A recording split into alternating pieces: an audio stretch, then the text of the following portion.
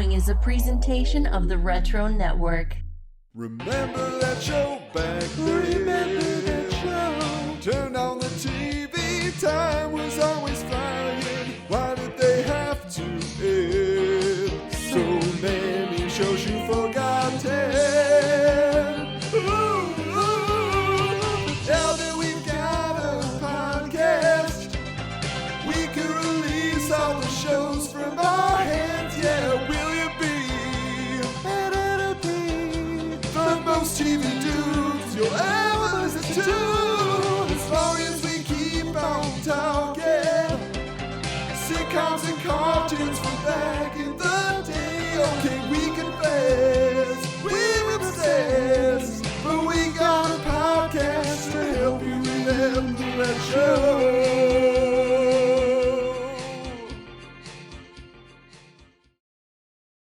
Aw, gee, Willie, it's time for all those TV lovers out there to tune in to Remember That Show, the podcast where we revisit the obscure, forgotten TV shows of the 80s and 90s. Do you really think anybody wants to hear about a show starring a middle-aged man still calling himself the Beaver? Golly, Adam, I think they probably do. And at the very least, we'll get those people who think it's a watch-along podcast about a spinoff of The Bear. You know, that show with the guy who played Springsteen and the mocap actor for The Thing in Fantastic Four: First Steps. Also, never call me Willie again. Oh, and here we are, TV lovers. We are back. So we're excited to kick things off for the new year with the new Leave It To Beaver, or Still the Beaver. We're going to get all into the history of that soon enough. But first, we have to get into our own TV-obsessed childhoods in a segment we call Theme Song. So, Will, it feels like today's kids would never watch a TV show that was filmed in black and white. It was old for us, but it's ancient for them. I gotta ask, though, which black and white TV show did you watch the most in reruns as a kid? Oh boy. Well, I always say that, like, my mom was very proud that, like, I came home from the hospital with a TV in my room. So, like, TV raised me. But it was a black and white TV, so, like, everything was black and white, you know? But as far as the shows that were, like, intentionally black and white, is probably a tie between the Andy Griffith Show and the Beverly Hillbillies. As much as I like the suburbs, like, I don't think I'm built for the city, but I love those kind of, like, small town kind of situations where, like, there's one high school, you know, it's like, oh, he's over at the high school, or he's over at the library, you know, like, just there's one thing and it's quiet and idyllic and things like that. My grandmother really loved the Beverly Hillbillies, so she, like, introduced me to that and, like, Granny's Moonshine, and she'd, like, run up walls and stuff. But yeah, generally, like, Beverly Hillbillies and Andy Griffith. But also, I mean, I Love Lucy. I Love Lucy was, like, to me, that's, like, the first TV show. That was always, like, a staple of syndication. But yeah, we'll say those three. How about you? Yeah, it's interesting you say about the small town thing, because my mom grew up in a small town in New Jersey. My wife grew up in a small town in Montana. I lived for a while in New Jersey, you know, went to my mom's high school, like did all those things. Like it was such an interesting experience, yeah, to be there where like literally you can know everybody and everybody is just a few blocks away. Like that's wild to me. But anyway, yeah, I watched plenty of old shows back in the day. Like I always felt like if I was lucky, I got up early enough to watch The Little Rascals or Our Gang that would be on at like 5 a.m. So I'd be like, oh yeah, Little Rascals. Most of the time though, I feel like it was Lassie or Dennis the Menace reruns in the mornings, like on Nickelodeon in the pre-Nick Jr. era. They just showed old TV shows before they got to, you know, stuff kids wanted to see when they were back from school in the afternoon. Then in the evenings on Nick at Night, you know, it's Mr. Ed, it's the Munsters, it's the Patty Duke Show or Dobie Gillis or any of those. And to your point, like you could count the early seasons of Gilligan's Island or Beverly Hillbillies before they went to color, right? Like that's what I was thinking. It was like, you know, technically they fall into that category. But I think I'm kind of the same as you on your last pick, just because it was so consistently programmed on my local Fox affiliate every morning thing for a decade. I probably saw I Love Lucy the most because during the summers, like as soon as we had a morning news talk show called Good Day LA, and they, so they would do all their banter and stuff. And I then love Good Day LA because for a while it was syndicated as like Good Day Live. So like there's that old guy. We had that in like the early 2000s for like 3 years. So oh, that's yeah. awesome. I didn't know. So yeah, because they did get pretty popular, at least out our direction. But yeah, so I watched that and I think it was like a full hour back to back. But it was just, the slapstick was so universal, right? Like that it kept my attention from age 6 to 16, like during that decade when I was probably watching it all the time. I went through every episode probably multiple times. Those later seasons where they moved to the country home and it's just the chemistry is off and they're going through a divorce. And if you know all the behind the scenes of I Love Lucy, you're like, oh no, you can see why. But I had to say about that, I enjoyed it so much that during my first visit to Universal Studios Hollywood in like 1991, I got my picture taken with the Lucy impersonator that was like a walk around actor, and they had an I Love Lucy exhibit, like this little museum. And I was just fascinated, like some of her original dresses and things like that. But based on what I saw, I just went back to Universal Studios Hollywood after a long time. And it's like a snack shop where you get Five Nights at Freddy's pizza or some cupcake with a face. It was very disappointing to me. I was just like, there's no history here now. They don't know who Lucy is. Like, is that Freddy's mom? Like they don't teach the classics anymore. Like, you're right, because we had the same thing. Like here, it was Fox Morning News, and then at 9, you would get that back-to-back I Love Lucy. And I always think back to like the weirdest episode to me is the one with Superman, because he's not George Reeves, he's Superman. Like they play it straight. Like he's not the actor playing Superman. It's just Superman seems to exist in I Love Lucy continuity. Yeah, I mean, definitely that was kind of the thing. If you love comic books like we did, right? It's doing that, but then it's also meta, but not meta. Like Right. that's the weirdest part of it. Is you're just like, wait, I get it. Wait, I don't get it. What's happening here? We've reviewed several revival sitcoms here on the podcast and have surely watched many more individually than we've discussed. Is there a show you're still wishing would get another go with the original cast reuniting? Well, there are plenty of like, where are they now scenarios that I can imagine for a lot of sitcoms that ended. There's plenty that can maybe ended too soon. But the one for me that would work and I feel would be satisfying as a revival, it would have to be the Canadian syndicated action sitcom My Secret Identity, starring young Jerry O'Connell. In fact, I believe it was the first time you and I ever podcasted together. And I can't remember, was it after lunch or was it just the later era of Nerd Lunch? Either way, but I was so excited to be on with William Bruce West because I've been listening to you for years, and I was just like, oh. But we were pitching sequel TV series, and I think we did it twice, or there were 2 segments, because like one, I had a crazy Family Matters concept with Steve Urkel and all the stuff going on in his brain, but then I pitched my idea for a continuation of My Secret Identity. And for those who don't remember this series, and we'll hopefully cover it soon on the podcast, I won't say too much now, but it's basically a story of a comic book loving 12-year-old who lived next door to a scientist that accidentally shot him with an experimental ray and gave him superpowers. And I loved it so much, and it had several seasons, which really had an evolution of the kid and his powers and just where he was going in his life. And so it just fit perfectly in that continuity to see a married, middle-aged version of this Jerry O'Connell. I just want Jerry O'Connell back on my weekly TV in a sitcom situation that I recognize, and just to see what he's up to now, and probably with a family. And I think I imagine at the time that he had a daughter who had powers and all this stuff. So I think you could do a lot of cool stuff with that. Okay. This one's kind of tough because now we live like it's an embarrassment of riches where like shows you didn't even realize had revivals. Like I'm in the middle of the Mad About You revival, which nobody knows about because it was on like it was a Spectrum original, so you had to have like Spectrum as your cable network, but like now it's on Hulu. But the one that like is always rumored that I would love to pop. Here's the thing, like, we go too far with these things. Like, Fuller House didn't need to run all those seasons. I would love just, like, a special, like a 1 hour special, just kind of drop in to see where these people are. I think that's enough. So for me, I want the like long rumored Married with Children reboot, revival. Basically, we see Bud and his kids and like what he's dealing with, and then everyone would come back. I mean, they say that like there was a live action script, then there was an animated script, and now it's in limbo because like they all want to do it, but Sony doesn't want to do it. So like that's what I would really want to see. But if it's like that 1 hour kind of like pop-in thing, that could work anywhere. There's one, like, I think we've talked about the show Titus on Fox. It was Christopher Titus. He was a stand-up comedian, and he had this like 3-season sitcom early 2000s. Well, it kind of like ended on a cliffhanger, and they were like aired out of order. He like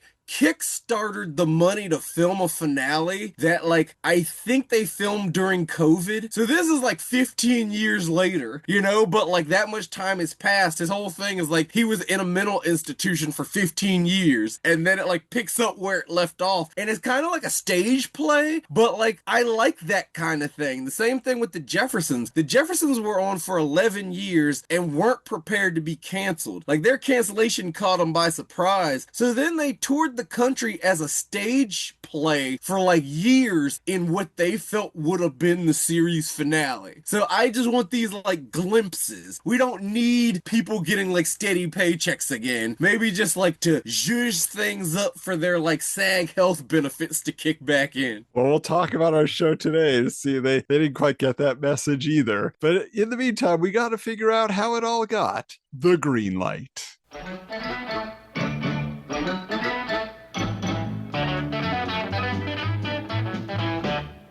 Well, Leave It To Beaver was a family sitcom that ran for 6 seasons from 1957 to 1963, totaling 234 episodes. It dealt with the Cleaver family who lived in the fictional town of Mayfield. Ward Cleaver, the patriarch of the family, played by Hugh Beaumont, was the quintessential 50s dad, who was stern but loving, loved to sit in an armchair while reading the newspaper, and was handy with power tools in the garage. June Cleaver, played by Barbara Billingsley, was the nagging but affectionate mother who always wore pearls, even when preparing meals in the kitchen. Then there was their oldest son, Wally, played by Tony Dow, who acted as the voice of reason for his peculiar younger brother, Theodore, aka Jerry Mathers, as the Beaver. Most episodes dealt with the boys making a poor decision that they knew was against the rules and getting caught by their parents or other household and schoolyard shenanigans. Another major player on the show was Wally's schoolmate, Eddie Haskell, played by Ken Osmond, who was a smooth-talking schemer that played innocent whenever an adult was in the room. Also in the mix was Beaver's fair-weather friend, Larry Mondello, played by Robert Stevens, a rotund, freckle-faced kid who often chickened out when trouble was on the horizon. Adam,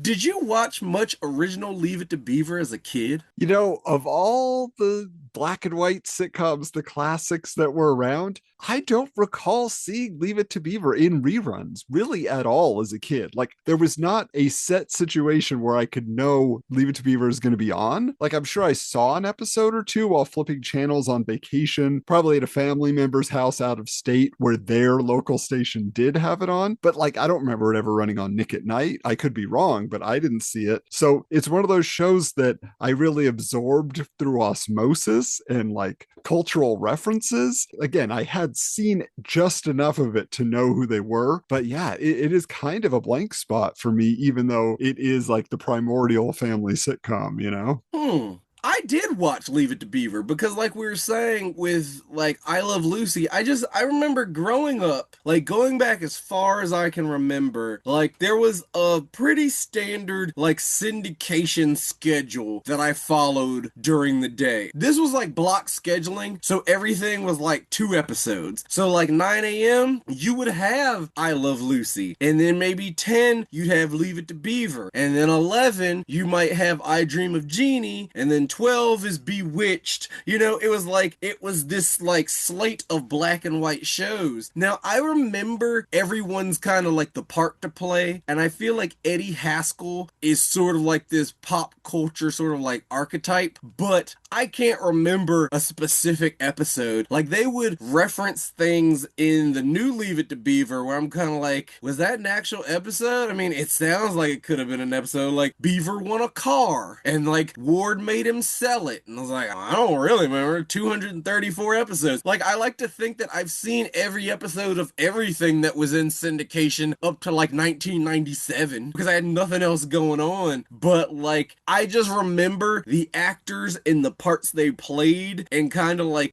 what fit their personality, but I can't really tell you like, oh, that's the episode where Beaver fell out of the tree or something like that. Yeah, it's kind of weird that way because it does feel, even amongst all the other shows, it's one of those ones that is almost taken for granted, right?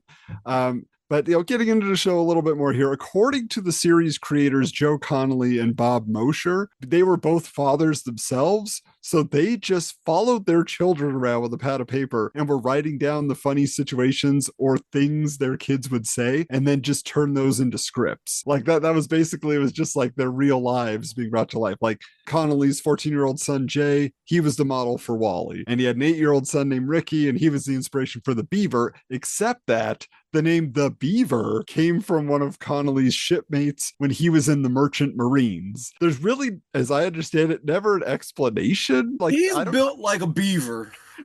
Like, I look at him and I'm like, yeah, that's a beaver. I could see it. Now, like we say, the show is kind of synonymous with the very idea of a sitcom, but Leave It To Beaver was actually not a hit during its original run. So it premiered on CBS in 1957 and got poor ratings, so it was canceled after that one season. Then it got picked up by ABC, but during the 5 seasons that it aired on that network, the ratings just continuously dropped. So it never even reached the top 30, of all the shows being ranked by the Nielsen rating service. So it was in reruns that most people, I think, became inescapably familiar with the adventures of the Beaver, kept the show in the public consciousness, and so much so that in 1983, there was a reunion TV movie titled Still the Beaver that aired on CBS, and it led to a TV series of the same name, which we're going to talk about in a minute. But Will, as I was kind of talking about before, because it was just kind of omnipresent and it felt like anybody who worked in TV, especially sitcoms, was basing their work either, against the idea of Leave It To Beaver or tried to recapture that. What was the biggest pop culture reference to Leave It To Beaver that you grew up with? Well, first off, like, it didn't make the top 30 at a period of time when there were like 32 shows on TV.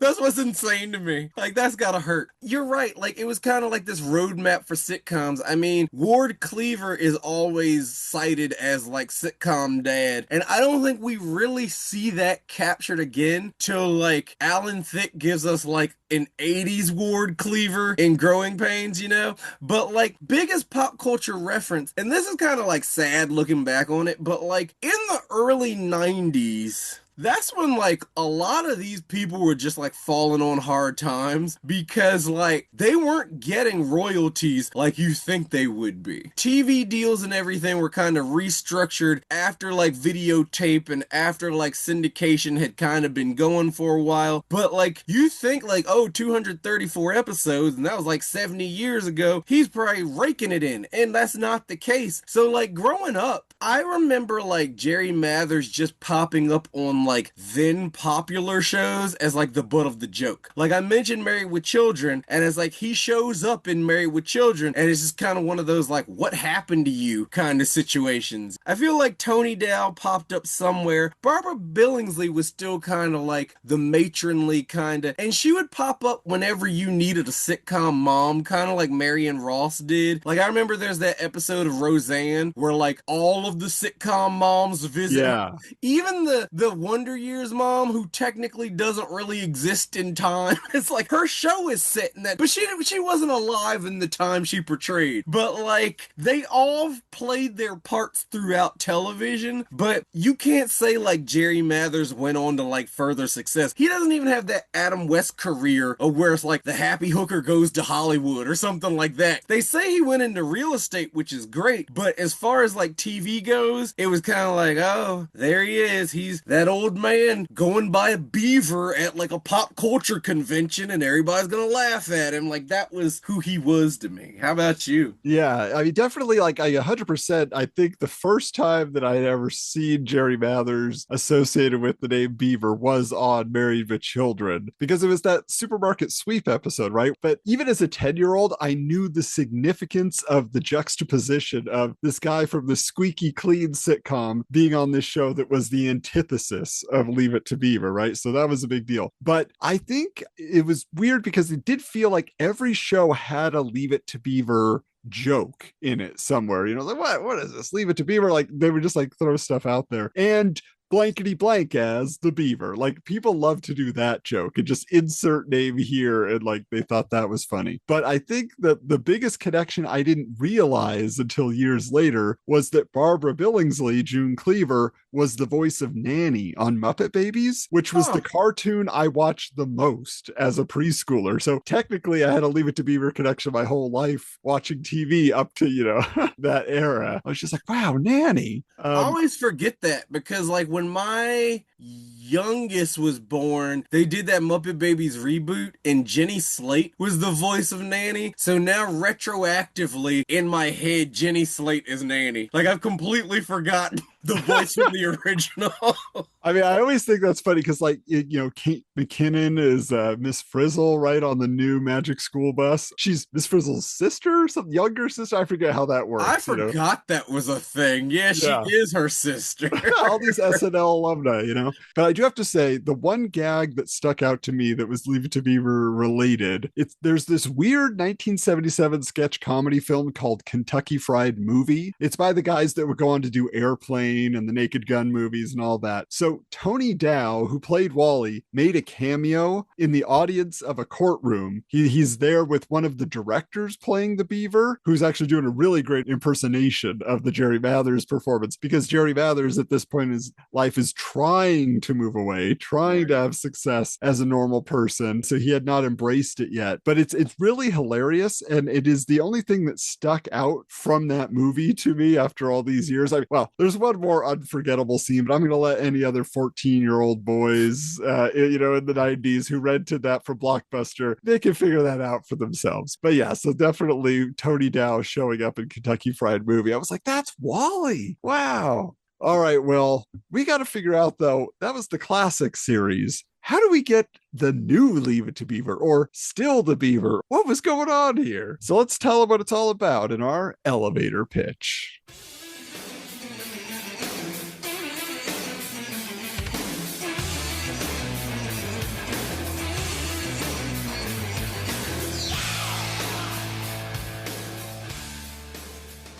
Well, taking place 20 years after the end of the regular series, Still the Beaver dealt with a now 30-something Theodore Beaver Cleaver returning home to live with his mom after being kicked out by his estranged wife for being a loser and awaiting his imminent divorce. The down-in-the-dumps Beaver sought solace from the memories of his deceased father, teaching him life lessons and seeking to be that kind of role model to his own kids, Corey and Oliver, with Corey being played by a young Corey Feldman. Meanwhile, Wally Cleaver was still living in Mayfield with his wife Mary Ellen, working as an attorney and having a house built by the corner-cutting Eddie Haskell. Larry Mondello has joined a Hare Krishna temple, but comes back to Mayfield to comfort his friend. Beaver's kids run away due to his attempt to play the harsh taskmaster, but he gets them back and earns custody of the boys while buying his childhood home from June for them to live in. Meanwhile, Wally finds out he's going to be a father. Adam, what did you think about this setup? This movie is a bummer.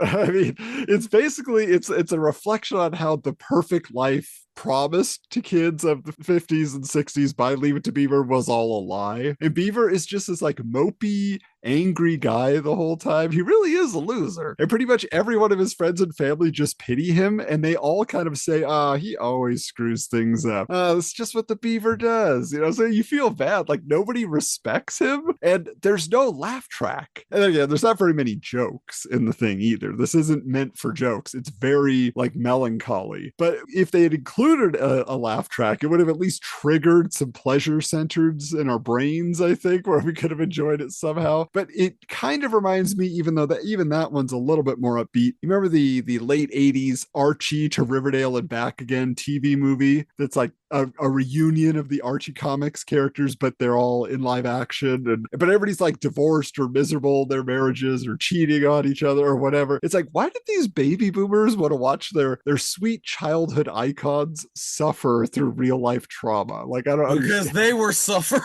Yeah, but like, did you watch this? I feel like I didn't watch it for this. I feel like I have watched this because these are the kind of things I live for, like the Dukes of Hazzard reunions and things like that. But I'm just like, this sounds terrible. And for some reason, like, I watched this show in syndication. Like, I remember it. But what I remember isn't what I saw here. For some reason, I thought Beaver was still like a loser, but I thought he was like never married and just kind of just still living with his mom. But this is somehow kind of worse. When you see him in the opening credits with like his kids and all that stuff, you think he's a widower. Make him a widower. That's what TV does. But no, there's an ex-wife out there who's like hovering around, and then you got to think like, did he catch her on meth? Because how did he get custody? The system does not favor the father, But like you were saying with the laugh track here, you can't do the laugh track because it's TV movie. Like, have you ever seen a TV movie with a laugh? I don't think I have. No. Like, it probably wasn't the best like format for this, but I think that's why we didn't get it. But I'm also curious, are the Hare Krishnas still around? Because they always pop into like 70s and 80s TV, and I can't say I've seen one in an airport in my entire life. I will say I do take road trips like between like Montana through Idaho through Utah, places like that. And there is one town, I don't even remember which state it's in. I think it is Idaho, though. And when I pass through, there is a billboard that says, Hare Krishna Temple, come visit. And that billboard hasn't been all shot up? Because I don't feel like that would be welcome there. It's so in the middle of nowhere. I'm just like, this is bizarre. But it's crisp and beautiful. So did we round them up and just move them all to Idaho? That might be it. That might be the reservation for Hare Krishnas, unfortunately. Because they were the butt of every joke, like 70s and 80s. Apparently, people were being harassed a lot in airports. It seems. Right. And there's that Three's Company where like Chrissy gets tricked into joining them. Like that was my introduction to them, and then they were like mystical to me. Like I want to meet one. Now, Still the Beaver, the series inspired by the TV movie, that premiered on the Disney Channel in 1984 with only slight changes to the world that was set up in the movie. So as mentioned previously, the Beaver's oldest son originally was Corey, but now his name is Kip. He's played by Kip Marcus, who is with the series until the end, while Wally's child is now a 7-year-old girl named Kelly. Plus, Eddie Haskell had a son who's like exactly like his childhood self named Freddie, who's played by Eric Osmond. And later on, there's another kid named Bomber, aka Eddie Haskell Jr., played by Christian Osmond, who are Ken Osmond's actual sons. So Eddie Haskell has his actual sons playing his sons, which is kind of cool. Also added to the cast was Frank Bank, reprising his role as Lumpy Rutherford from the original series. In the TV movie, they had Larry Mondello in there. So they just need to have a big guy to make fat jokes about, unfortunately. So he's jogging in the opening credits, and I'm like, who are you fooling? Got his gray sweatsuit on, just going for a jog.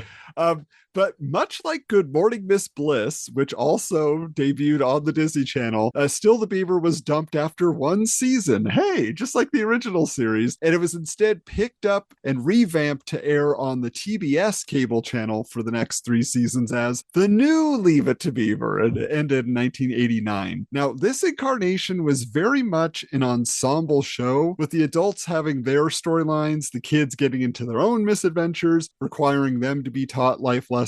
But as the show goes on and on, everybody's just wackier and wackier. But many surviving cast members from the old series made cameo appearances, but it's kind of like you were saying, we probably didn't catch them all. But also a lot of young actors who would go on to be more from our era do make some of their first appearances on TV on this show, like Christina Applegate, Brian Austin Green, Shannon Doherty, Giovanni Ribisi, Nicole Eggert, Jack Black plays a bully in an episode. Like, it's pretty wild when you see these people pop up. But I gotta ask you now, Will, did you watch the new Leave It to Beaver back in the late 80s? It was a thing that I knew existed, but like I didn't watch it religiously. I caught like an episode here or there because it was in syndication. And it's weird because like I'm not finding record of it having been in syndication, but I didn't have cable. That's like what my talking doll would say for this show. I didn't grow up with cable. So like it had to have been in syndication. And I remember it being on Channel 50, which is currently our CW affiliate. But it was one of those deals of like, syndication's wacky. Like, it eventually got to a point where it was like Saturdays at 6 and you could like set your watch to it. But there was a point in like first run syndication where it was like they just threw it on whenever. And I've talked about Channel 50 before where like 80% of its programming was like yoga and like meditation and then like paid programming. And then they just randomly throw in a sitcom. So I remember like seeing it a couple evenings after school, but not enough to get into it. And I wasn't smart enough to figure out like how to find it, you know? So it was one of those like, I was fascinated that there was like Leave It to Beaver the Next Generation, because that's pretty much what I would have thought of it as. And this is the same time we had What's Happening Now. So I guess I was just thinking like, oh, I guess this is what TV does now, is they just bring these people back and like make them play the same people again, you know? Like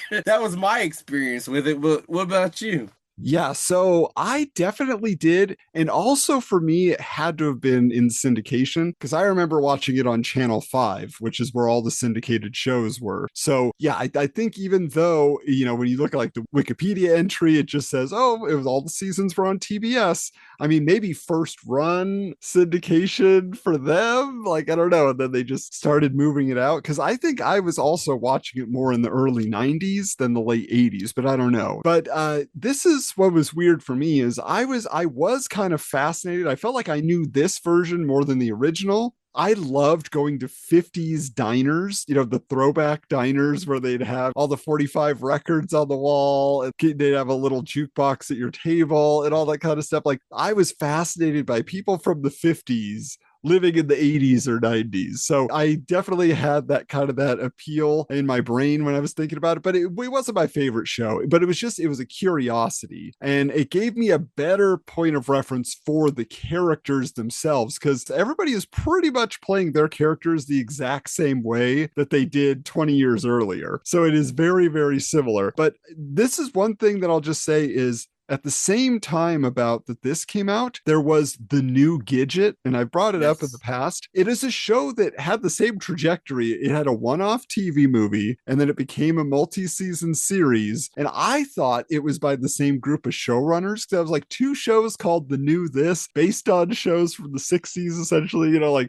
but they were totally separate productions, which kind of baffled me in my research. I was just like, really? Okay. And I religiously watched The New Gidget. In fact, I never saw Gidget. The New Gidget was Gidget to me. So then like years later, when I find out like, wait, Sally Field was in this and they didn't get Sally Field back? So yeah, I was a fan of that. Interesting. Okay. And here we are with the new Leave It to Beaver and not the New Gidget. Go figure. Yeah. Well, let's find out what we thought of the show after all this as we get into our cheers.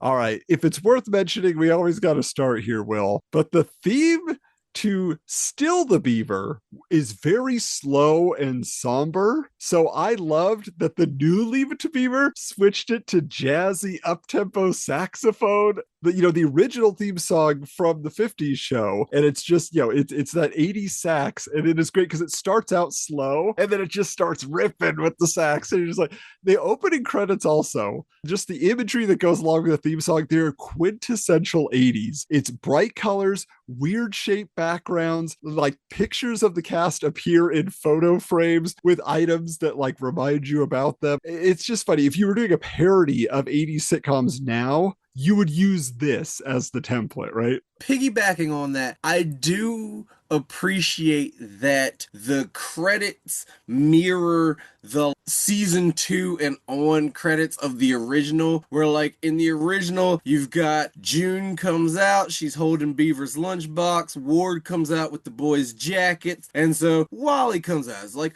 Tony Dow as Wally, and he hands him the jacket and she hands him his bag lunch and off he goes, and then Beaver in the same thing. So like in the new one, you see her open the door, and then like Beaver comes down, and then they're handing off the lunches to his kids, and then like he leaves, and she hands him his briefcase because he's still forgetful. I just like that like red thread from the original to the revival. Well, what I was just realizing now is that the first season of The Munsters, that is the gag of their theme song. I didn't realize they're 100% parodying the Leave It To Beaver, because it's Eddie comes out, Herman comes out, Grandpa comes out, and Lily is handing each of them their lunch boxes, to take with them. And so I think they were just making fun of Leave It To Beaver. That has to be what it was. We probably should have done more research on this part of it. I wonder if there is some behind the scenes relationship. And I say that because in the episode you made sure I watched, it's the Halloween episode, and they are watching the end of a Munsters episode in it. Yeah, it is interesting. So yeah, it feels like maybe there was a connection there. I didn't pay attention to where they shot, but maybe they filmed at Universal Studios back in the day, where all those classic TV houses are. Well, New Leave It To Beaver is in California for the first 3 seasons, and then it moves to Universal Studios in season 4, which is the last season. But also remember, this is around the time that you're gonna get The Munsters Today,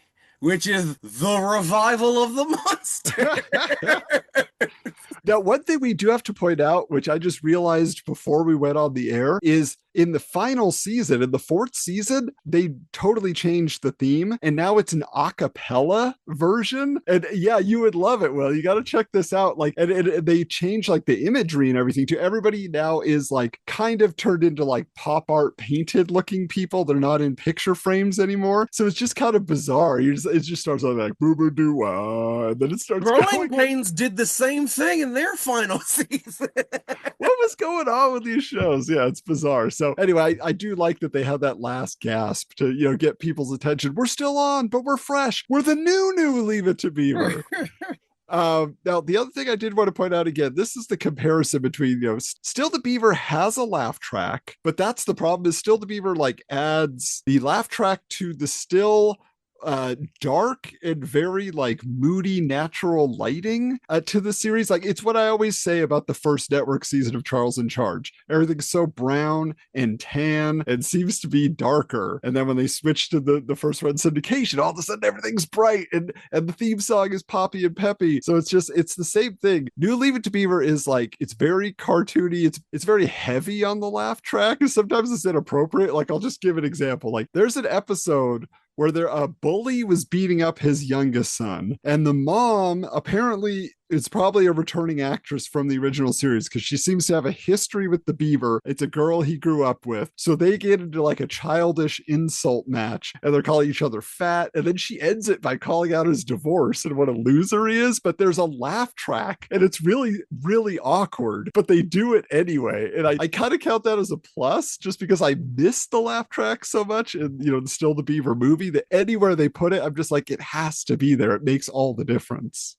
Well, one of the things is like, I don't know what you would say the original show was filmed as, but this was not filmed live before a studio audience. This is, for all practical purposes, a single cam show. But like in the modern era, for a single cam show, that basically means no laugh track. So ultimately, what you're getting here as far as like timeline and humor and all that, think of like if Parker Lewis Can't Lose had a laugh track. They're just adding that in post-production. It's killing some jokes while it's helping some others. But this isn't really the era of the single cam sitcom. Like, they're out there, but like the hits are usually multicam live before a studio audience. So that also kind of sets it apart a little bit, because I didn't realize how early it was, because I didn't watch this show till like 88, 89. Right. But this all gets started in 83. This is early 80s. And when I'm thinking of like Kate and Allie, and I'm thinking like everything else of this era,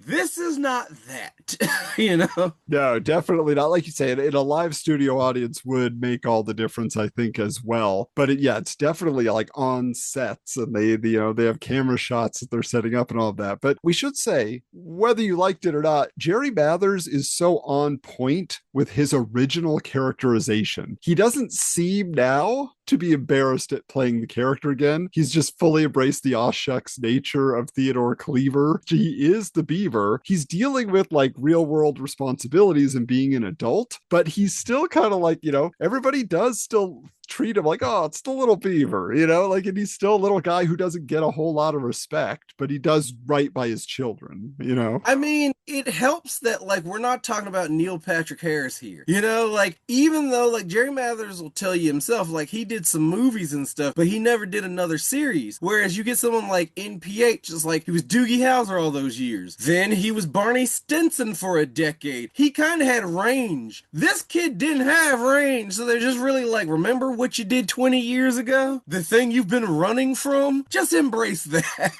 Yeah, but it is very endearing. Like, you still enjoy seeing him on screen. I do want to say the thing I like about his character arc, because for the first 3 seasons, I will say there isn't much of an arc, but at the end, the final episode at least, because he doesn't, you would expect him to do a whole bunch of dating, like that would be the story, but they don't really go there for most of the time. But the last season, his ex-wife comes back. She's like, oh, let's try to build our family back together again. And so they start dating, but he had already been dating a teacher, and they were getting along great. And then the wife comes back, and then at the wedding ceremony, her fiance, this Italian guy, comes in and he's like, no, come back, be treated like a goddess with me. And so like then like she and the Beaver just have this big fight at the altar, and she takes off with the Italian guy, and then the Beaver, like, basically the final scenes of it is him getting back together with the teacher, who is much more his speed and wants to stay in Mayfield and all of that. So it was nice that they eventually got there, they wrapped it up, but they really just felt like they always had it in their back pocket, like, here's the final 3 episodes of the series. Whenever we get there, we'll film these, because otherwise there's not a lot of dating, but at least they gave him something, which I enjoyed. I don't know if I would have felt comfortable watching Beaver go on dates, because they do that, especially now. Like, iCarly was like that, where it's like, oh, they used to film their wacky show. Now you'll see them going on dates and falling in love. It's like, that's not what I want. I want you to go back and film your wacky show. That's how they age it up. They were doing a Lizzie McGuire revival, and the fact that she was gonna be dating and have like a gay best friend, Disney was like, nope. So I think about this, and it's like, I don't think I want Beaver dating. I don't know. Yeah, well, and we should say too that we brought him up before, but Ken Osmond as Eddie Haskell, I'm sure you have a better comparison. I was like, he's kind of like the Larry from Three's Company. He's the sleazy guy who comes in and gives bad advice, but he's so much more, is why I was like, that's not a good comparison. Honestly, he's the prototype of Zach Morris, but he's not hot. Like, that's really the ingredient that was missing. It's like he always was polite and mannerable around adults, and like people generally liked him, but he was a schemer. Now, every now and then you get an adult who like knew what he was up to, and they didn't really buy what he was selling. But he is a smooth talker. He's always got a business plan or some kind of thing, and here that's what he's passed on to his kids. He's got this like keen business sense. He runs a construction company now, and he films a commercial in a cemetery saying he's swearing on his father's grave that he will beat his competitors' prices. And everybody's like, Eddie, your dad's not even dead. Like, it's just like, he's prototypical Zach Morris. And someone was like, what if we just made him hot? That Eddie Haskell kid, he wasn't bad, but he wasn't like magazine. What if Eddie Haskell looked like Wally? Let's do that. Yeah, well, that is the thing about him is in this series, it's amped up even more. Like he is psychotic because he has to raise kids and he's raising them essentially to be criminals. And he's got a wife that like dotes on him. He makes her like subservient to him, like give him breakfast in bed and fresh squeezed orange juice. And if she squeezed it the night before, it's not good enough. But he's always like, I'll forgive you. And that's like his benevolence to his children. He's like, you're a big idiot, but I'll forgive you. Now let's go on to our next scheme. You know, like but he steals the show because he is like messed up, but nobody acknowledges that. He's Dale Gribble. Like, if Yeah. you go back after having watched King of the Hill, like, I would really love to revisit this show just with more focus on Eddie Haskell. Because even in the original show, he kind of stole every scene he was in. Whereas, like, Wally's boring and Beaver's, like, boring junior. You know? So it's like, the real action is with Eddie. Now, one thing we have to say, we didn't bring this up when we were talking about the cultural references to Leave It to Beaver, just because it wasn't our era. But if you do research, there were rumors about the Leave It to Beaver cast throughout the 70s, leading into the 80s, that were like, I guess Mandela effect, but more so just rumors. Like we talk about Rob Stone. People thought that it was either him or Paul from the Wonder Years that became Marilyn Manson, right? The equivalent of that back in the day was one, Jerry Mathers died in Vietnam. Yes, then, I've heard that one. Yeah. But the other one was that Ken Osmond, who played Eddie Haskell, went on to be an adult film star named John Holmes. And that was, John Holmes was just his stage name, and John Holmes was really Eddie Haskell because they kind of look somewhat similar. And so it was one of those things that he had to go like on a talk show and dispel it eventually, like, no, that's not me. Back then we believed him. Now we'd be like, we know it's you. Like, we see the OnlyFans link right there. We know it's you. Yeah, but it's just so bizarre. But I do have to say, Eric Osmond, who plays Freddie Haskell, like, because he's doing it like a dead-on impression of his dad from the 50s, like, it's so good. Like, he is the scene stealer on this show, I would say, whenever he shows up. And he actually won an award, like a Best New Actor award or something back in the day. And so I was just like, well-deserved, because I really enjoy him. Yeah, no, he's good. He's good. And, like, I appreciated his performance again in that when you made sure I watched. We have to talk about this because, let's like, get into it. Yeah, the Halloween episode, this is season 1. I think it's like episode 25 or something. But the kids, I'm just gonna call them the kids because one of them is like Beaver's youngest son, and then the other one is Wally's daughter. They were told that they could have anything they found in the attic. So they go up in the attic, and they're rummaging through stuff, and they find this brown paper bag, and inside are old comic books. And like, whatever. But one of those comic books is Fantastic Four #1. Now, first off, I applaud them for going with Fantastic Four #1 because typically a TV show would be like, oh, this was Phantasmic 5. It's some offshoot you never actually see because they don't want to pay somebody. But this is before royalties and all that stuff comes into play for media. That's why we don't have Muppet Babies on DVD. They could name it what it was, and it's this pristine. This is before like reprints. So I'm pretty sure this was a real copy of Fantastic Four it #1. seemed to be, yeah. It's just like, wow. And so, like, they think, oh, they could get a couple dollars for it. So they go to Eddie's son, because he collects comics, and they want to find out, like, if he'd buy them from him. And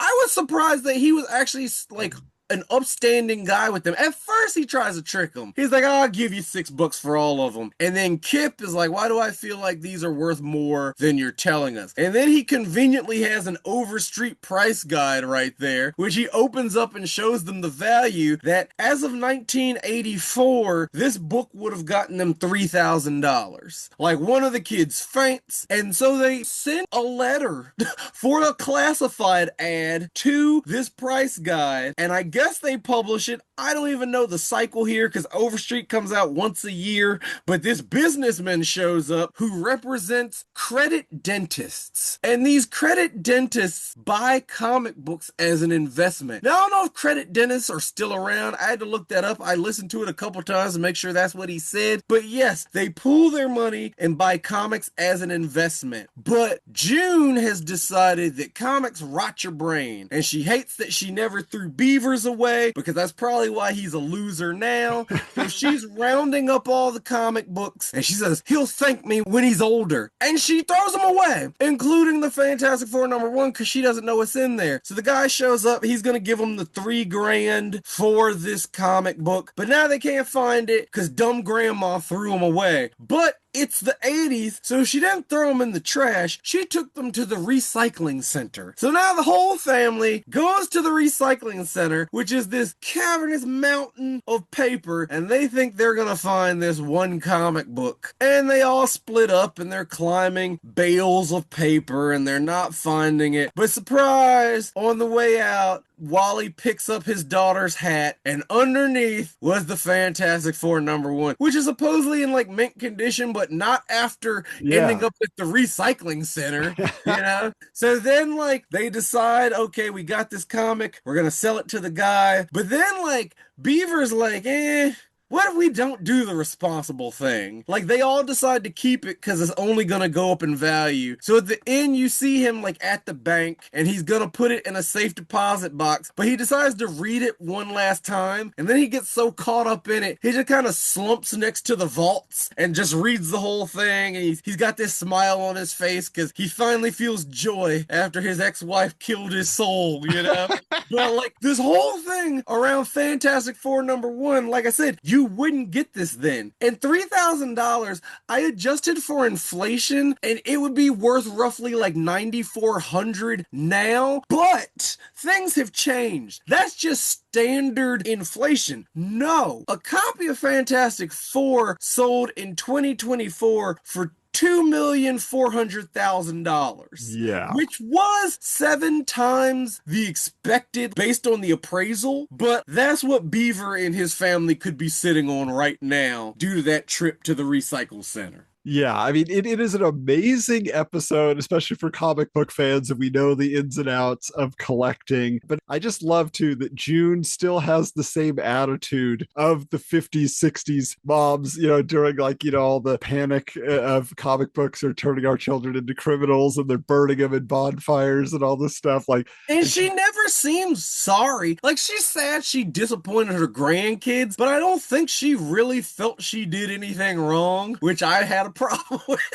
Yeah, it is weird. Like, she doesn't really apologize. I do want to say about the June Cleaver character, we haven't mentioned Ward Cleaver at all because Hugh Beaumont had died. He passed away before the show started. So that's from the TV movie. That was the premise. Yeah, but see, the weird thing is, like, I don't know if he'd been sick. He dies in 82, but in the storyline, he died in 77. As I read up, he was in poor health in his later years anyway. I mean, I think they got a lot more out of using all those clips in the early part because that really benefited them in the long run. But because of that, originally, the characterization of June Cleaver, I don't like very much. Like, I described her in our show notes as nagging because she is loving, but she is the one who's always scolding the boys. And a lot of times, even though he has to come down and be the harsh taskmaster every once in a while, Ward is also like, he understands the boys. He's like, boys, look, this is what you got to do. But it was interesting. I was reading some stuff about Barbara Billingsley, and she said back in the day, she talked to the producer. She's like, I have sons. I would never yell at them for this. I wouldn't scold them for this. This is just boys being little boys, you know? And so she wasn't happy with the fact that she was such a scold. So in this series, she is much more like just kind of freewheeling. She's doing her thing and living her best life. And she's there, you know, she loves her family, but she's very active in her community. She's just like very fun loving and has a great time, which it was a nice evolution of her character, you know, and I think she's a little bit more, you know, again, everybody's more melancholy in the movie and in the first season, but like the rest of the series, she has a lot of fun. I mean, she runs for city council, like she is the city councilwoman. So she's she's running for re-election against Eddie in one episode, and he's like promising all these things and like talking smack about her and doing dirty politics, and all that. And she's feisty. She's like, I'm not standing for this, and those types of things. So I like that they gave her that spotlight and that chance to be more than just the housewife now, or the old grandma. And she's a broad who was around when they got the right to vote. So that's an important kind of progression there, as opposed to the usual, like, well, we can't add a kid in season 6, so let's just make them run for office, Yeah. I do want to say, and I don't know where he falls on your list, Will, before we get into Jeers, but this kid who plays Ollie, Beaver's youngest, his name is John Snee. It's a crazy name, John Snee. For a little boy, I guess. Right. I never think of a John, right? He should have been Johnny Snee. Yeah. But he imitates like the essence of the beaver so well in the first few seasons. I mean, eventually he gets braces and then he gets his braces off, but his voice changes, because he's like 15 by the end of the series or something, so he kind of loses his charm. And in fact, we should say they do bring in, a younger kid, which is kind of bizarre. Like that, they do the cousin Oliver or the baby grows up, like end of Growing Pains, end of Family Ties thing, where it's like, I think it's like early on in like the first season, like Mary Ellen is pregnant again with Wally's second child, and then it's a kid named Kevin. And then so by seasons 3 and 4, he's not a baby anymore. He's like a 7-year-old kid. It's like, what? I wondered about that because when they are dressed up as, I think they're Laurel and Hardy for like Halloween. Yeah. And then he says something like, and you claim you can't find maternity clothes that fit you. And I was like, are they just gonna dodge the pregnancy? Because shows used to do that. It's like, oh, these are the episodes where Leah Remini has a giant purse. So well, yeah, I didn't know if she actually if that comes to fruition or what. Yeah, so they definitely go with that. And that is the other thing about it, is they're very strong with continuity on this show within their own seasons and the original series. Like they are tight on continuity and everything matters, and they call back to stuff all the time, which is awesome. Like it's great because, again, and maybe that is what keeps it from being syndicated. Exactly. They didn't have the syndication mentality. Like every episode is standalone. It's not like there are story arcs necessarily, but there is a progression in the seasons. So it isn't like totally like you could just put it on any time, because right. Some of the episodes do matter, especially like with the aging children, you're gonna notice, so I do applaud them for that. But do you have anything else you wanted to point out as a plus of this series, Will? Nah, I like what it's doing, but I got some jeers. All right, well, let's find out what wasn't so hot over there in Mayfield as we get into our jeers. Boo! Boo! Boo! What do you think, Will? All right, we don't have damage control over here, but we probably should. I don't like Jerry Mathers. He makes me uneasy. There's something about him, like I wouldn't leave my kids around him. He makes this face in the opening credits when his kids are going out the door, where you said he's not very buck-toothed, but he does have this like toothy look on his face that's unsettling. It's not quite a smile, but it's a look of pensive pleasure. And I don't like adult Jerry Mathers. This is one of those weird ones like the new Gidget, where I kind of wish they'd recast him. He's leaning more loser than loser for whom I wish to root for. And Jerry Mathers as the creeper. Yeah, yeah. Yeah, he is a strange characterization. It's like he has to be there because he is the lead character of the series. But ultimately, also, it kind of feels like he is left on the sidelines a lot of the time. It's like stuff is happening around him. He doesn't really have a defining characteristic or a goal or anything. And that kind of is the thing about the show, is it's a little aimless. Like that's why his wife left. Yeah, but it's like the kids, you see, they're having kid evolution. Kids grow up and, okay, I'm dating now, I'm starting a band now, oh, things are hard at school, all of that. Whereas like I think Beaver just like starts a business with Lumpy, or he takes over his dad's old business. It's called like Cleaver and Rutherford. So there's some sort of business. I don't even know what he does. Is it a bank? Is it I don't know. I think Lumpy's dad was Ward's old business partner. Right. I had read that somewhere. So they just kind of, I guess, both went into the family business. I don't know. Yeah, I mean, but it's one of those things, yeah, where you don't get much from him. And also, again, we always fall back on, this was just the state of TV in the 80s, but it's like Frank Bank is Lumpy. And literally, he's there for the fat guy jokes. So like, they'll be like, oh, don't worry, I'll sit on him so he can't get away. He's like, oh, is there going to be food at this? And all this kind of stuff. And you're just like, come on, Lumpy, you got to have something else going on here. I mean, the guy's name is Lumpy, though. Like, he's not formerly known as Lumpy. Like in that one episode, he was Castro. So it's like, like he's kind of got range. I don't know. I'm gonna talk about him in the next segment. Another thing I didn't like, which is a TV trope, but it's never made sense to me, is when relatives live next door to each other. Like Raymond does it. A lot of shows do it, but I'm like, how does that even work? Did you wait for the house to go on the... Like, I guess they got it built based on the TV movie, but was it a vacant lot? Did you buy out your neighbor? I think it happens more in small towns, because like literally when my dad just passed away last year and his neighbors were like really good friends of his. So like we all knew like when he passes away, they're going to buy his house so their kids can live next door to them and raise their family next to them. Like it's just maybe so. I guess. I mean, I worked in real estate for a while, and my problem with that is those are never arm's length transactions, meaning the seller is never getting fair market value for the property because they know the buyer. Now, maybe they don't care, and it's like, oh, we're all family here, but it messes up comps, and it messes up like the property values and reports of the neighborhood. Yeah, that is true. It did work out that way a little bit with us. But that was, when I watched it back in the day, the element of the series that stood out to me the most. I was like, wait, two families that are related would just live next door to each other? Like I never had considered that as a possibility.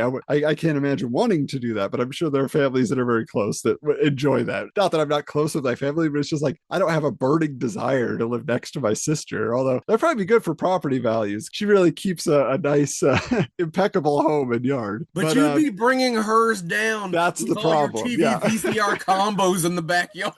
She'd be coming over to help though, because she would be like, "Oh, what are you doing over here?"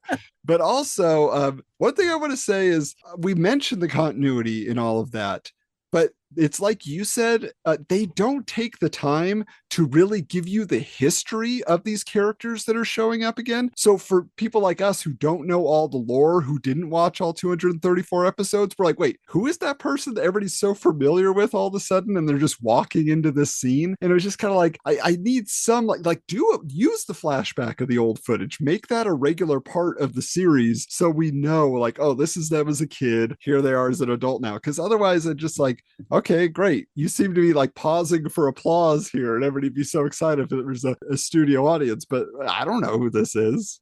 Right, because we got to go back and point out that show was never a hit, So it'd be one thing like when William Frawley pops up somewhere, you're like, oh, that's Fred Mertz. But like nobody knew who these people were when it was airing, and now you're gonna bring them back for them to wink at the camera. We don't know who you are. Like Andy Griffith is different. When Howard Sprague pops up somewhere, I'm like, that's Howard Sprague, But like, especially we knew them as children. 20 years have passed since the end of the show. So Lord knows what they look like now, and if they haven't been in the public eye, then like it's really not accomplishing the like Easter egg they thought it. Yeah, because really none of them went on to do much, like outside of that show. So it's just the reality of their situation. But I think the biggest thing for me, and this will obviously come up in Show Doctors probably, but is they didn't do anything subversive with the concept of having Leave It to Beaver in modern times. It's still angling for the family crowd. It's not doing anything too crazy. Like there's some awkward episodes about growing up that they wouldn't have done in the 50s. Like there's an episode where Kelly decides to start wearing a bra, even though she's a tween or a I mean, she's probably like not even a tween at that point, but she just wants to be grown up, and everybody is weirded out by it. And you're just like, but overall, we shouldn't be approaching that. Like that's a weird version of subversive or uncomfortable, you know? That's sitcom 101 in the 80s when you had a young girl. Punky Brewster had it. It's true. Who's the Boss had it with the over-the-shoulder boulder holder. If there is a man raising a girl, you have to have the bra episode. It was law.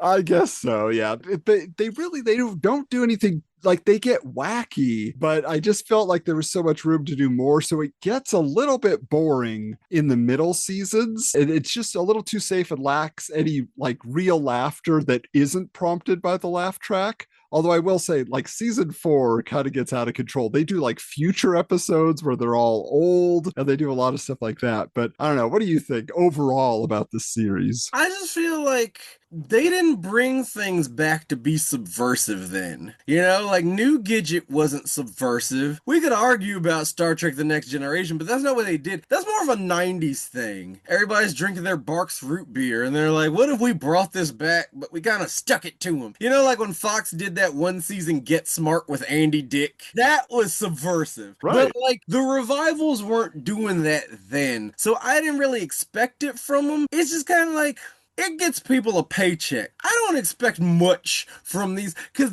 we're not dealing with continuity or canon. They are, but you didn't expect that from your shows. So like it was a thing that happened. They got like what, 4 seasons out of it. And I mean, it did what it was supposed to do. You know, that's the overall, it wasn't memorable, but it seems like the original wasn't memorable. So the fact that it even got a revival when we could have had like Back to Mayberry or something, like that's what gets me. But I don't have a ton of jeers because it wasn't like a top flight original sitcom. So I didn't expect that from this. It's not like the Murphy Brown revival that nobody remembers for that one season, but they have a social media technician and stuff like that to like modernize it, you know? This is just a thing like, if you caught it, great. If you didn't, no skin off your teeth. And yet, you know, our namesake that we took jeers from, the Cheers and Jeers TV guide, in 2002, they proclaimed that the new Leave It to Beaver was number 39 of the 50 worst TV shows of all time. So they took notice that it's not even forgettable. It was bad in their minds. I gotta know everything under it.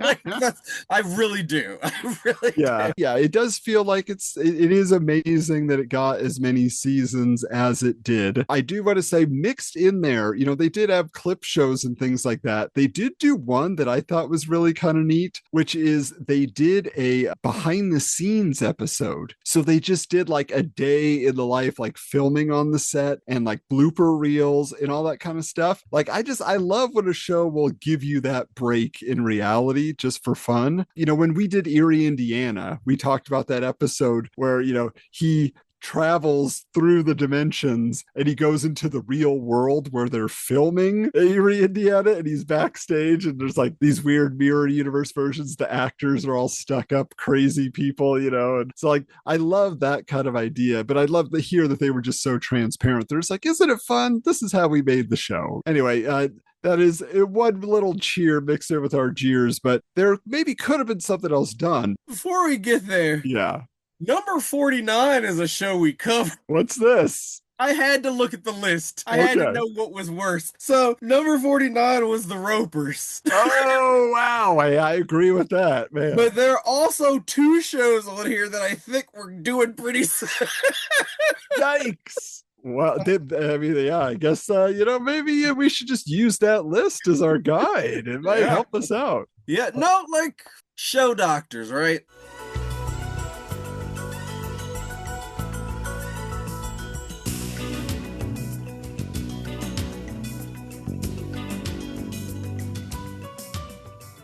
I'd give it one more season. Like, it was already in syndication. I give it one more season. And the only reason for that, there's this thing shows used to do that like annoy me right now. Like when it happened back then, I'd be like, you're gonna regret that. But like now it really ages poorly. There's always like someone will say, but mom, it's the 80s. So if you give them one more season, then they kick over into 1990. And I just kind of, it seems like it's a little, but like you were saying, it's not that it didn't do anything subversive. I just found that there wasn't enough culture shock to these characters. They grew up in the 50s and it's the 80s. When you think of how much technology advanced in that span of time, and there's no recollection of it's the same problem I have with Captain America whenever he thaws out today. It's like he went under during like Jim Crow and all this other stuff, like pre all that. And he comes out and he's not surprised that, hey, like we can share the same water fountain. It's the same here. Like, was there ever an episode with like, I don't know, Kip dates a black girl? Something, something to show times are a changing from what we saw before. I feel the 90s, even just 1990, might usher that in. I mean, there is a jeer we forgot, but it does mirror the original series. There's no black people in Mayfield. No, there's none. no people of color. No black people. And also, that was what I was going to say. Like, if I did a show doctors thing, it's that, like, what's his name? I will call him Jack Black, Flack Black Blank, Frank Blank. He's the gay guy. Because he's got a wife. I don't think we see him too much. He's got a daughter. But, like, his design is quintessential bear. So it's just like, that's what we do with Frank Blank.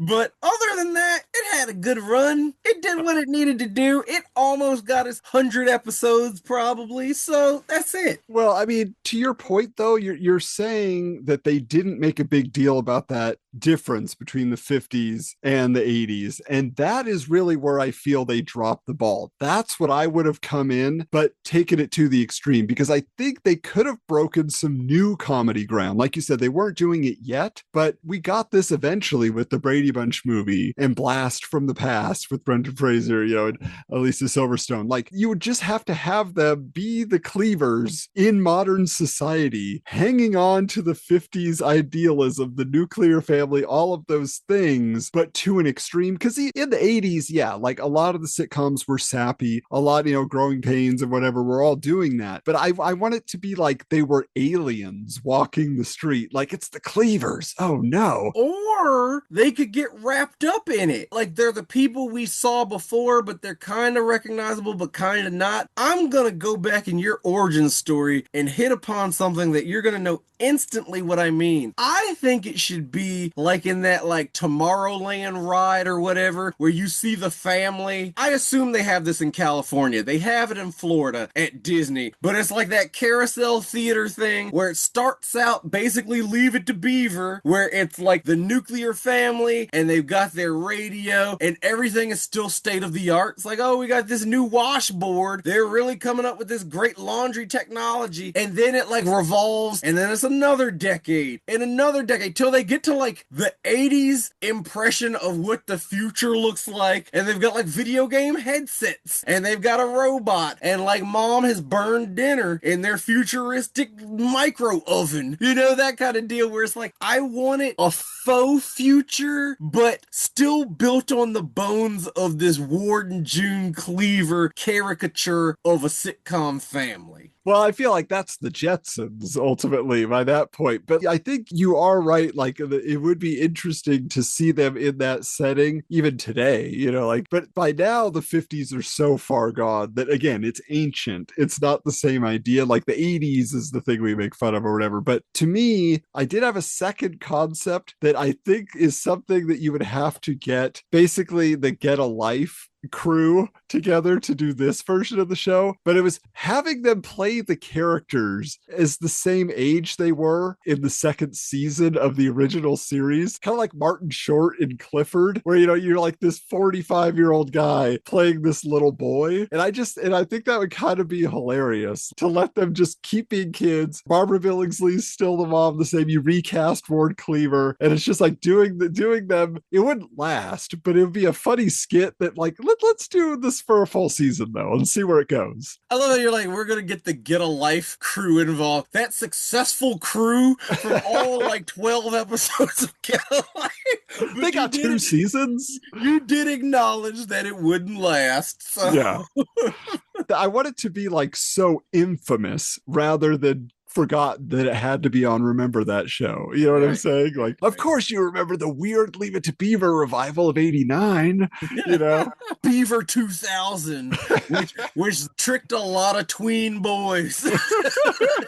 Oh, well, anyway, this has been a very interesting discussion. We can't wait to hear all of you out there who saw the new Leave It to Beaver. When I posted, somebody immediately was like, are you going to talk about Still the Beaver, the TV movie? I'm like, for sure. So I'm sure you guys have much more insight than we do. We would love to hear your memories. So be sure to find us on @RememberShowPod on all the socials. But now, Will, the question comes, what's next? Where do you go after you've talked about the beaver? I don't know. Where do you go, Adam? I think you go to Canada to talk about a show that I brought up earlier. That's right. We're finally going to cover one of my personal favorites, My Secret Identity. And it's no secret that I love it, but revisiting it and diving deep, how are we going to feel about it? We shall see. So make sure that you find the Jerry O'Connell series from the 80s, My Secret Identity. Catch up on that and get ready for our new episode. But Will, in the meantime, if people want to catch up on what you're doing, where can they find you on social media? At William B. West or westweekever.com. And I am at Hoju Coolander. And of course, remember that we are part of the Retro Network now. You heard that up front. What happened to Geekster? I just got all these business cards printed. Just like so many of these shows, we haven't been traded to a new network. It's just that the network rebranded back to its old ways. There was a brief period where the Retro Network wanted to be Geekster. That was the period in which Remember That Show launched. But now back to the original branding. There was no reason for us to be the one show that had that on there, along with Wizards, the podcast guide to comics. So now we are part of the TRN family once again. We were HBO Max, and then we were like, yeah, let's just be Max. And now we're back to HBO Max. Brand recognition. But hey, until next time, we're changing the channel.